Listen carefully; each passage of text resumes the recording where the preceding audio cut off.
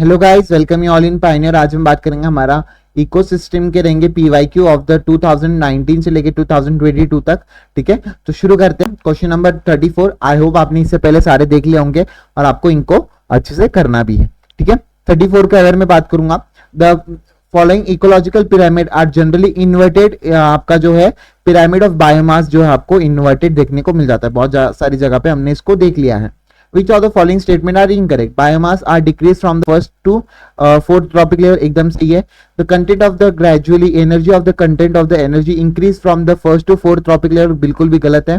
आपका यही करेक्ट आ जाएगा, इनकरेक्ट पूछ रखा है।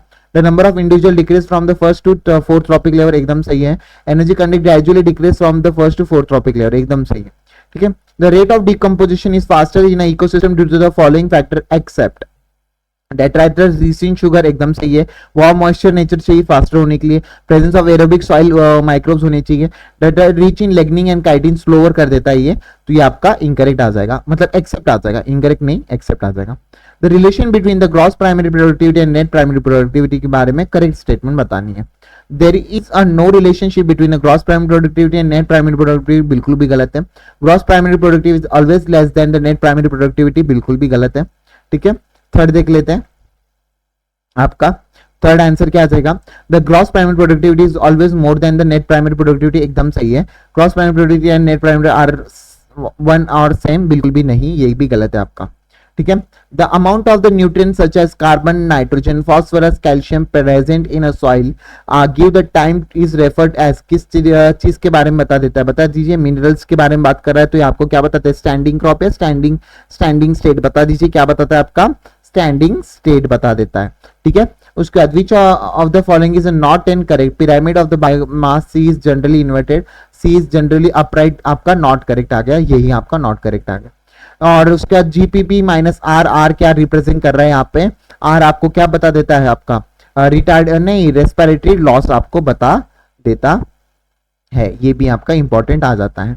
उसके बाद बात कर लेते हैं आपका the annual the amount of the, एक मिनट, the amount of the biomass of the organic matter produce per unit area over the time period of the plant during the photosynthesis is called.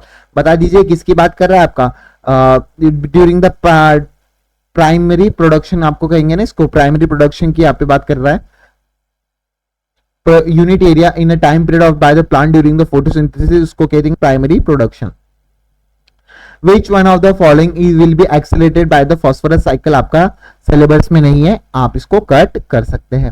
उसके बाद कर लेते हैं आपका carbon dioxide वगैरह, annual fixation of the carbon through the photosynthesis. PAR captured by the plant, बता दीजिए आपका पीएआर कितना कैप्चर कर देता है? अगर आपको पता होगा 2 से 10% आपको देखने को मिलेगा। प्रोडक्टिविटी ऑफ द ओशन बता दीजिए कितना आ जाता है? प्रोडक्टिविटी ऑफ द ओशन अगर आपको पता होगी बता दीजिए कितना आ जाता है? 55 बिलियन टन हो जाती है। कार्बन डिजॉल्व इन ओशन आपको कितना देखने को मिल जाता है?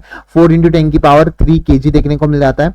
Annual fixation of the carbon through the photosynthesis is 71% आपको देखने को मिल जाता है। तो बी का 2 आ गया, ए का 3, बी का 2, सी का 1, डी का 4 देखने को मिल जाता है। इसी के साथ आपका जो है इकोसिस्टम का पूरा ही यहाँ पर खत्म होता है। तो thank you so much, I hope आपको अच्छा लगा होगा। बहुत ही कम क्वेश्चन थे, आई नो आपको, पर इसमें आपको जो main exam main mock paper में मैंने काफी अच्छे तरीके से क्वेश्चन करवा दिए हैं, आप उनको देख लीजिएगा, काफी इंपॉर्टेंट है। अभी हम बायोटेक्नोलॉजी और एप्लीकेशन देखेंगे थोड़ी देर के बाद, तो आई होप उनको देख रहे होंगे। ठीक है, thank you so much, see you in next video. Please do like, comment and subscribe करना मत भूलना। ठीक है।